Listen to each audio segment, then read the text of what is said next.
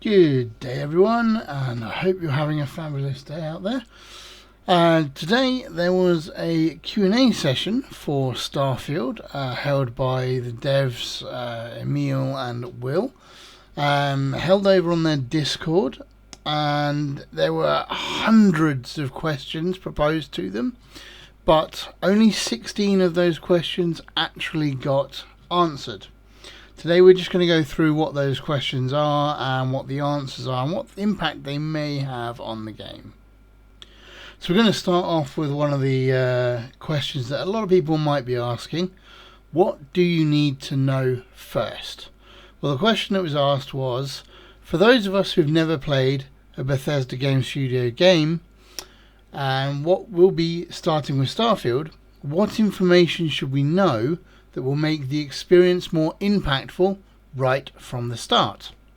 So how deep should we go into creating our character's backstory before we even start the game?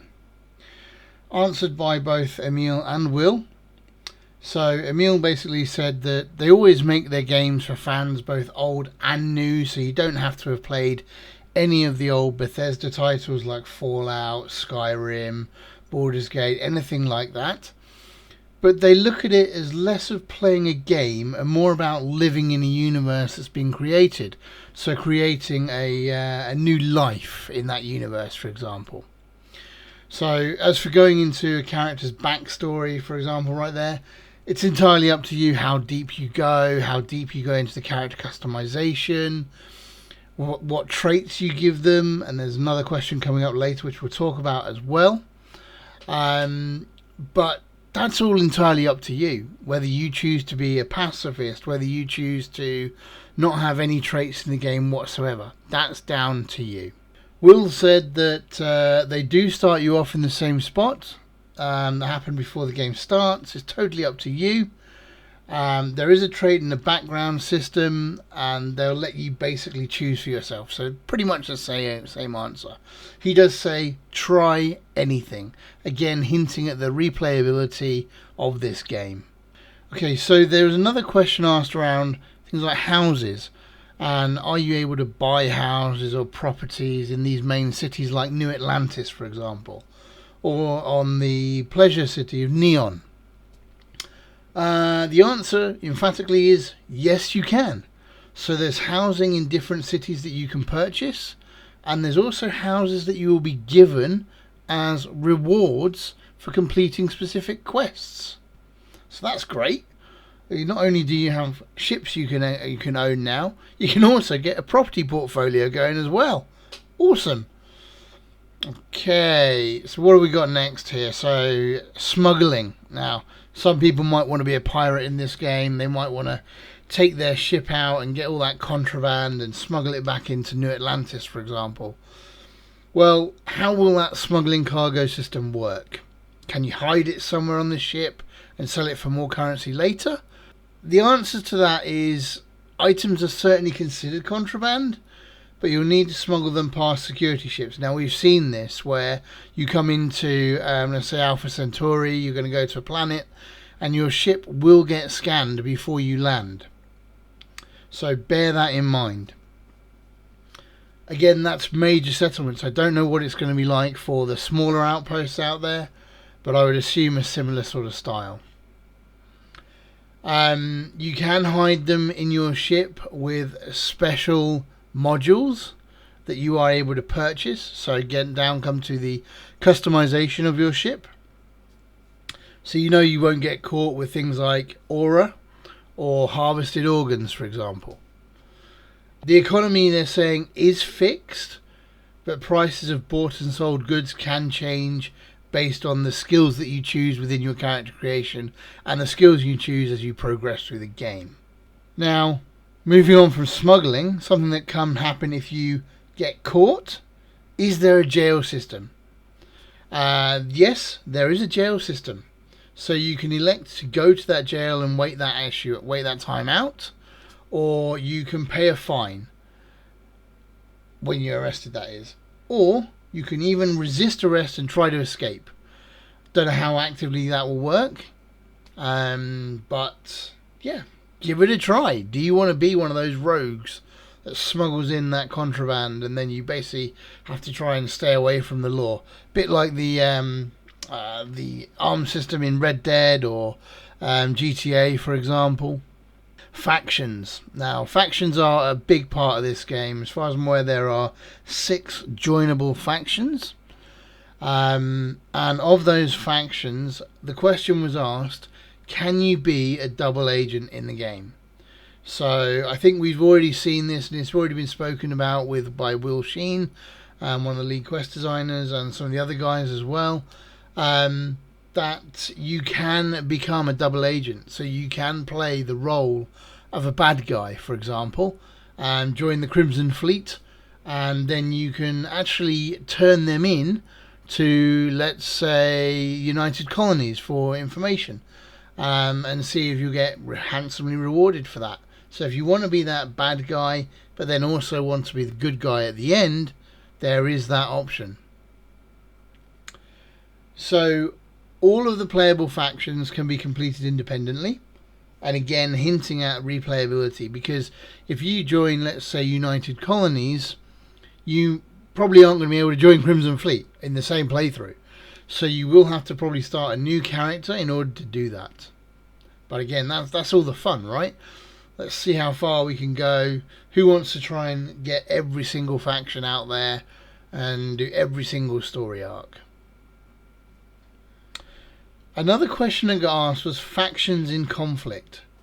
Is there going to be actions that you can take that will lead to irrevocable damage with the factions? Or will you be able to become a master of all factions, for example, like in Skyrim?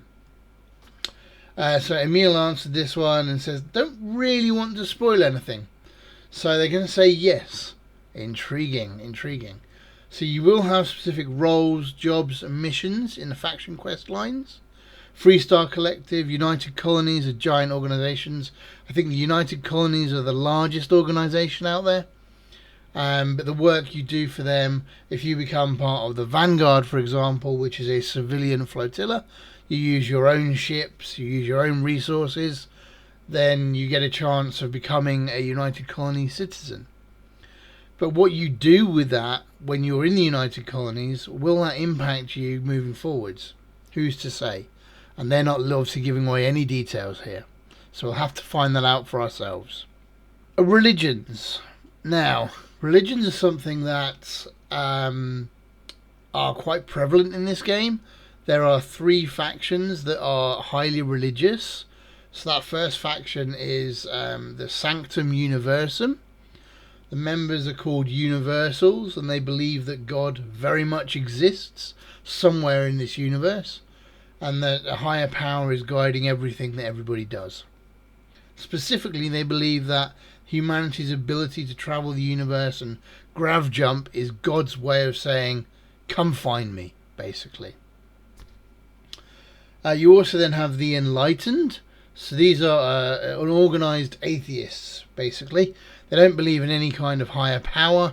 Rather, they teach that human beings have to take care of each other, and they practice what they preach through various community outreach programs.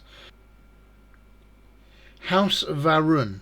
Well, these guys are, what can we really say? Not sure what to say. They worship a giant serpent. And apparently it's a massive celestial entity. So not entirely sure there, but they are religious zealots. And that's their motivation, effectively. Yeah. So if you are religiously inclined in that fact, go and have a play of that and see what stories they bring out. Companions. Companions was a question that was brought up. How many companions will you be able to recruit? So as we know, we can recruit companions to aid in our starships, our outposts, and so on and so forth. So there are over 20 named characters who can join your crew.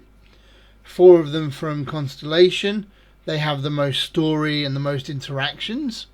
But all of the named characters have their own backgrounds and can follow you around, says Will.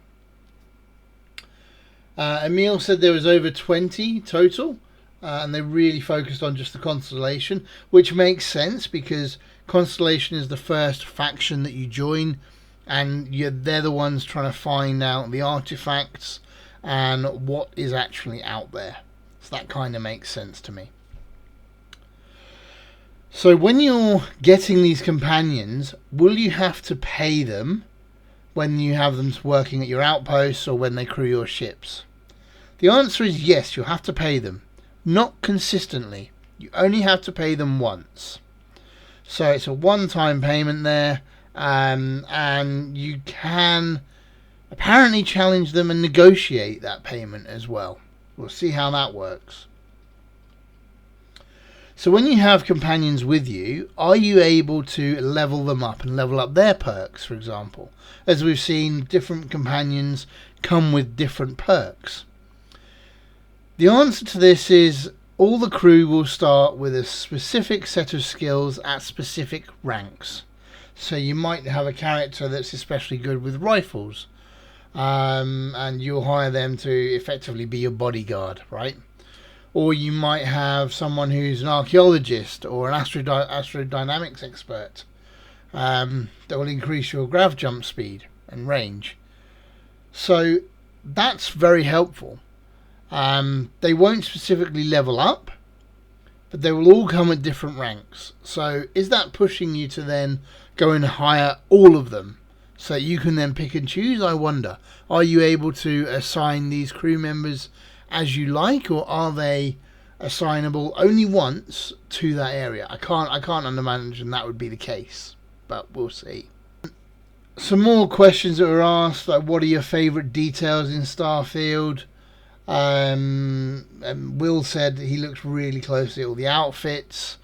Emil said, I really love the humans are living in space. The aesthetic is very much a NASA punk style, and it's a very lived-in universe. And that everyone loves the sandwiches. So you can go and steal those to your heart's content. There was a question about the mechs. So what's the deal with the mechs, and what's the history of them? As we've all seen, you get to meet Vasco, who is your companion on your ship. You see him in the trailers, you see him in the animated stories, and you see him in the Starfield Direct as well. Effectively, the mechs are leftovers from the colony wars. The timeline was given out a couple of days ago now, and it's a 300-year-odd timeline. And that colony war was done between United Colonies and the Freestar Collective. They both had mechs. The Freestar Collective apparently really mastered them. The United Colonies really only relied on alien beasts that they controlled from their Xeno Warfare divisions. But both of them were outlawed. So the armistice that ended the colony war ended that mech ruling, for example. You might see some more mechs in the game. I don't know. They're being quite tight-lipped on that. Is Vasco the only mech that we're going to be seeing who's interactable, for example? I don't know. But we'll find out when we play it. Right, what have we not covered off yet? Okay, so much like in some other games, a question was asked about time. Does time pass when you're not in the game? For example, is it a real-time game? Will your trade routes, your outposts, your mining operations, will they continue to produce, or does that only occur while you're actively playing? So the answer to that is only when you're actively playing. So anyone who thinks they're going to go set up a outpost with mining precious minerals and then just log off and think they'll log back on and they'll be space rich, it's not going to happen. Okay, so you have to work for those credits. You have to work for those ships.